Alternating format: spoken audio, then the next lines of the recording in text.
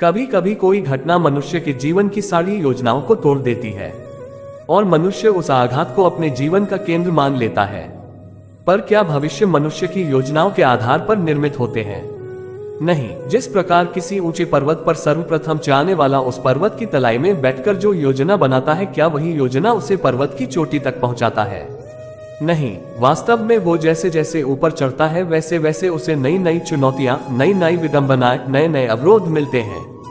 प्रत्येक पद पर वो अपने अगले पद का निर्णय करता है। प्रत्येक पद पर उसे अपनी योजनाओं को बदलना पड़ता है। कहीं पुरानी योजनाएं उसे खाई में ना धकेल दे। वो पर्वत को अपने योग्य नहीं बना पाता, वो केवल स्वयं को पर्वत के योग्य बना सकता है। क्या जीवन के साथ भी ऐसा ही है? जब मनुष्य जीवन में किसी एक चुनौती को, एक अवरोध को अपने जीवन का केंद्र मान लेता है, अपने जीवन की गति को ही रोक देता है, तो वो अपने जीवन में सफल नहीं बन पाता और ना ही सुख और शांति प्राप्त कर पाता है। अर्थात जीवन को अपने योग्य बनाने के बदले स्वयं अपने को जीवन के योग्य बनाना ही सफलता और सुख का एकमात्र मार्ग नहीं। सही निर्णय कैसे लें? जीवन का हर क्षण निर्णय का क्षण होता है। प्रत्येक पद पर किसी दूसरे पद के बारे में कोई निर्णय करना ही पड़ता है और निर्णय अपना प्रभाव छोड़ जाता है। आज किए गए निर्णय भविष्य में सुख अथवा दुख निर्मित करते हैं, ना केवल अपने लिए, अपने परिवार के लिए, आने वाली पीढ़ियों के लिए। जब कोई दुविधा सामने आती है तो मन व्याकुल हो जाता है, अनिश्चय से भर जाता है। निर्णय का वो क्षण युद्ध बन जाता है और मन बन जाता है युद्ध भूमि।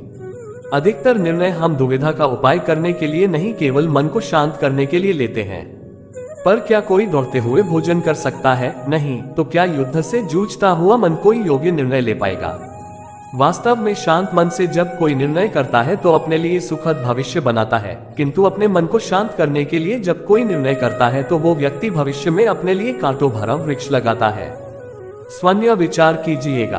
अपनी इच्छा की शक्ति से अपने आप को नया आकार दे। अपने आप को कभी भी स्व इच्छा से नीचा न होने दे। इच्छा ही आत्मा की एकमात्र मित्र है और इच्छा ही आत्मा की एकमात्र शत्रु है। जिन्होंने खुद को जीत लिया है उनके लिए इच्छा एक मित्र है, लेकिन यह उन लोगों का दुश्मन है जिन्होंने अपने भीतर आत्मा को नहीं पाया है। सर्वोच्च वास्तविकता उन लोगों की चेतना में प्रकट होती है जिन्होंने खुद को जीत लिया है। जीवन एक मेला है जिसमें सुख दुख के झमेले लगे रहते हैं। हर व्यक्ति के जीवन में एक ऐसा कठिन समय भी आता जब व्यक्ति निराश हो जाता है। ऐसे समय पर यदि धैर्य से काम लिया जाए और खुद को प्रेरित करके रखा जाए तो सफलता भी आपकी देहलीज पर दस्तक देती है। भगवान श्री कृष्ण ने श्रीमद् भागवत गीता जी के निर्मल ज्ञान प्रकाश से पार्थ की परेशानियों का तमस मिटाया था। जो अपने कर्म के फल के प्रति आसक्ति को नहीं छोड़ सकते वे मार्ग से कोसों दूर हैं। अपनी इच्छा की शक्ति से अपने आप को नया आकार दे। अपने आप को कभी भी स्व इच्छा से नीचा न होने दे। इच्छा ही आत्मा की एकमात्र मित्र है और इच्छा ही आत्मा की एकमात्र शत्रु है। जिन्होंने खुद को जीत लिया है उनके लिए इच्छा एक मित्र है, लेकिन यह उन लोगों का दुश्मन है जिन्होंने अपने भीतर आत्मा को नहीं पाया है। सर्वोच्च वास्तविकता उन लोगों की चेतना में प्रकट होती है जिन्होंने खुद को जीत लिया है। शांत मन में, ध्यान की गहराइयों में आत्मा स्वयं को प्रकट करती है। स्वयं के माध्यम से स्वयं को देखकर एक आकांक्षी पूर्णता के आनंद और शांति को जानता है।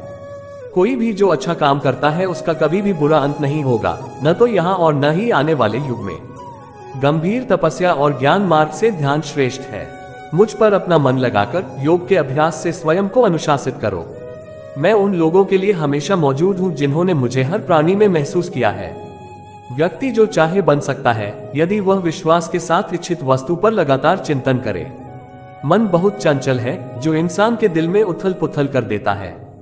जैसे वे मेरे पास आते हैं वैसे ही मैं उन्हें ग्रहण करता हूँ। सभी पथ पार्थ मानव को मेरी ओर ले आते हैं। इंद्रियों से मिलने वाला सुख पहले तो अमृत जैसा लगता है, लेकिन अंत में यह विष के समान कड़वा होता है।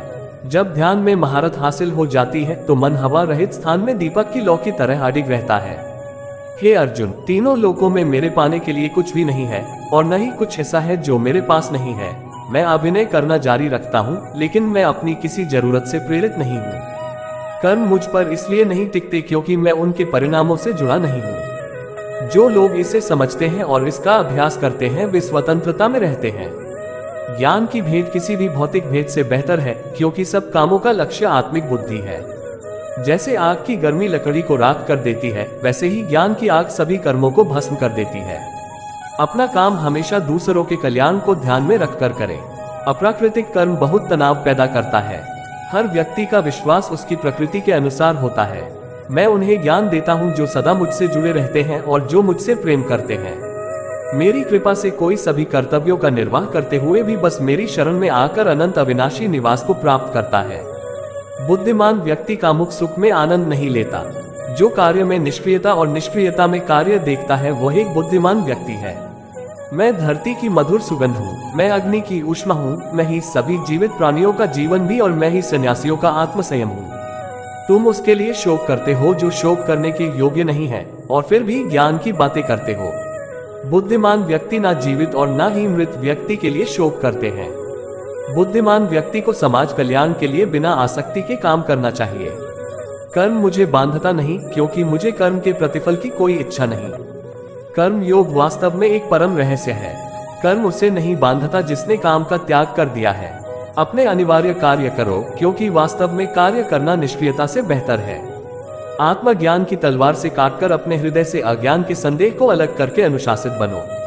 मनुष्य अपने विश्वास से निर्मित होता है, जैसा वो विश्वास करता है वैसा वो बन जाता है। इस जीवन में मनुष्य न तो कुछ खोता है और न ही कुछ व्यर्थ होता है। मन अशांत है और उसे नियंत्रित करना कठिन है, लेकिन अभ्यास से इसे वश में किया जा सकता है। केवल मन ही किसी का मित्र और शत्रु होता है। व्यक्ति या जीव का कर्म ही उसके भाग्य का निर्माण करता है। जब मानव अपने कार्य में आनंद खोज लेता है तब वह पूर्णता प्राप्त कर लेता है। नरक के 3 द्वार वासना, क्रोध और लालच हैं। क्रोध से भ्रम पैदा होता है, भ्रम से बुद्धि व्यग्र होती है, जब बुद्धि व्यग्र होती है तब तर्क नष्ट हो जाता है, जब तर्क नष्ट होता है तब व्यक्ति का पतन हो जाता है। सदैव संदेह करने वाले व्यक्ति के लिए प्रसन्नता ना इस लोक में है ना ही कहीं और। मन की गतिविधियों, होश, श्वास और भावनाओं के माध्यम से भगवान की शक्ति सदा तुम्हारे साथ है और लगातार तुम्हें बस एक साधन की तरह प्रयोग करके सभी कार्य कर रही है। ज्ञानी व्यक्ति ज्ञान और कर्म को एक रूप में देखता है, वही सही मायने में देखता है। प्रबुद्ध व्यक्ति के लिए गंदगी का ढेर, पत्थर और सोना सभी एक समान है। निर्माण केवल पहले से मौजूद चीजों का प्रक्षेपण है। उससे मत डरो जो वास्तविक नहीं है, ना कभी था ना कभी होगा। जो वास्तविक है वो हमेशा था और उसे कभी नष्ट नहीं किया जा सकता। जन्म लेने वाले के लिए मृत्यु उतनी ही निश्चित है जितना कि मृत होने वाले के लिए जन्म लेना। इसलिए जो अपरिहार्य है उस पर शोक मत करो। जो मन को नियंत्रित नहीं करते उनके लिए वह शत्रु के समान कार्य करता है। सबके जीवन में ऐसा प्रसंग अवश्य आता है कि सत्य कहने का निश्चय होता है हृदय में, किंतु मुख से सत्य निकल नहीं पाता। कोई भय मन को घेर लेता है, किसी घटना एवं प्रसंग के विषय में बात करना या स्वयं से कोई भूल हो जाए उसके बारे में कुछ बोलना। क्या ये सत्य है? नहीं, ये तो केवल तथ्य है। अर्थात जैसा हुआ वैसा बोल देना सामान्य सी बात है, किंतु कभी कभी उस तथ्य को बोलते हुए भी भय लगता है। कदाचित किसी दूसरे की भावनाओं का विचार आता है मन में, दूसरे को दुख होगा, ये भय भी शब्दों को रोकता है। तो ये सत्य क्या है? जब भय रहते हुए भी कोई तथ्य बोलता है तो वो सत्य कहलाता है। वास्तव में सत्य कुछ और नहीं, केवल निर्भयता का दूसरा नाम है। और निर्भय होने का कोई समय नहीं होता, क्योंकि निर्भयता आत्मा का स्वभाव है।